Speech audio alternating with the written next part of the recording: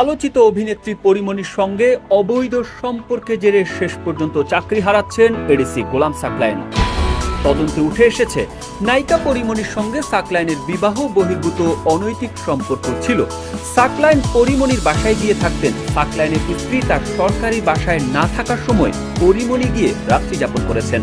স্বরাষ্ট্র মন্ত্রণালয়ের জননিরাপত্তা বিভাগ থেকে গত 13 জুন পিএসসিকে চিঠি দেওয়া হয়। এতে বলা হয়, সরকারি কর্মচারী শৃঙ্খলা ও আপিল বিধিমালা 2018 অনুযায়ী অসৎ আচরণের কারণে সাকলায়েনকে গুরুদণ্ড হিসেবে চাকরি থেকে বাধ্যতামূলক অবসর প্রদানের প্রাথমিক সিদ্ধান্ত গৃহীত হয়েছে। সাকলায়েনের চাকরি হারানোর বিষয়ে পরিমণিকে জিজ্ঞেস করলে সংবাদ মাধ্যমকে তিনি জানান, বিষয়টি ব্যক্তিগত পর্যায়ে এখনো আসে নাই। ব্যক্তিগত পর্যায়ে যদি আসে তখন আমি কথা বলবো। এখন মনে হয় না আমার কোনো কথা বলার দরকার আছে।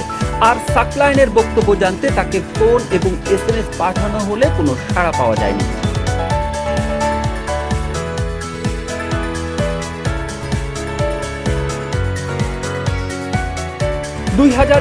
সালে ঢাকা বোট ক্লাবে ধর্ষণ চেষ্টা ও হত্যা চেষ্টার শিকার হয়েছিলেন এমন অভিযোগ এনে ওই বছরের জুন মাসে সাভার থানায় মামলা করেছিলেন আলোচিত চিত্রনায়িকা পরিমণি।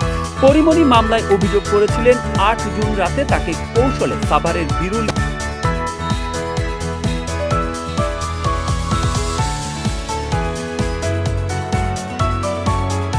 ঢাকা বোট ক্লাবে ডেকে নিয়ে যান তার পূর্ব পরিচিত তুহিন।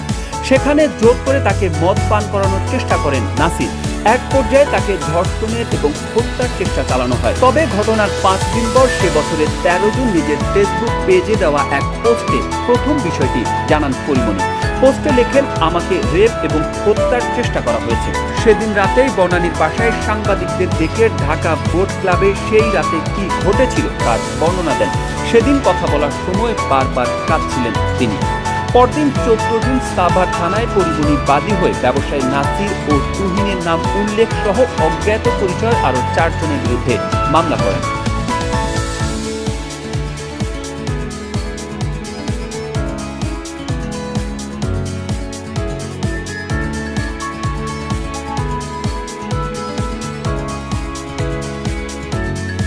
ওই মামলার তদন্তের অংশ হিসেবে পরিমণিকে গোয়েন্দা কার্যালয়ে ডেকে নিয়ে জিজ্ঞাসাবাদ করা হয়। তখনই ডিবির গুলশান বিভাগের অতিরিক্ত উপকমিশনার গোলাম সাকলায়েন শিথিলের সঙ্গে পরিচয় হয় পরিমণির।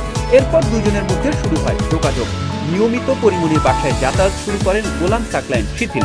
মাঝে মধ্যে গাড়ি নিয়ে বের হতেন দুজনে। পরিমণির সঙ্গে অবৈধ সম্পর্কের সময় সাকলায়েন গোয়েন্দা গুলশান বিভাগের এডিসির দায়িত্বে ছিলেন। ঘটনার সামনে আসার পরে তাকে পাবলিক অর্ডার ম্যানেজমেন্টে বদলি করা হয়।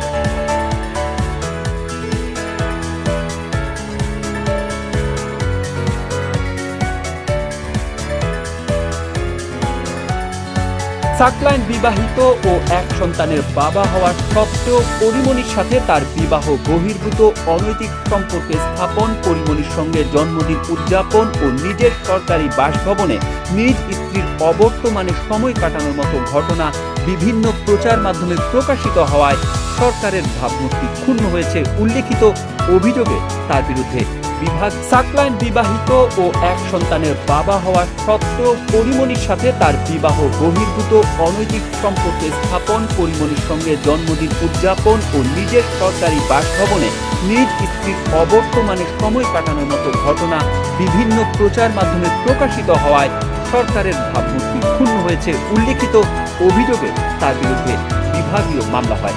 শৃঙ্খলা শাখার প্রতিবেদনে বলা হয়, সাকলায়েন ধারাবাহিকভাবে নায়িকা পরিমণির বাসায় নিয়মিত রাত্রি যাপন করতে শুরু করেন। বিভিন্ন সময়ে দিনে ও রাতে নায়িকা পরিমণির বাসায় সাকলায়েন অবস্থান করেছেন বলে প্রমাণ পাওয়া যায় মোবাইলের ফরেনসিক রিপোর্ট থেকে।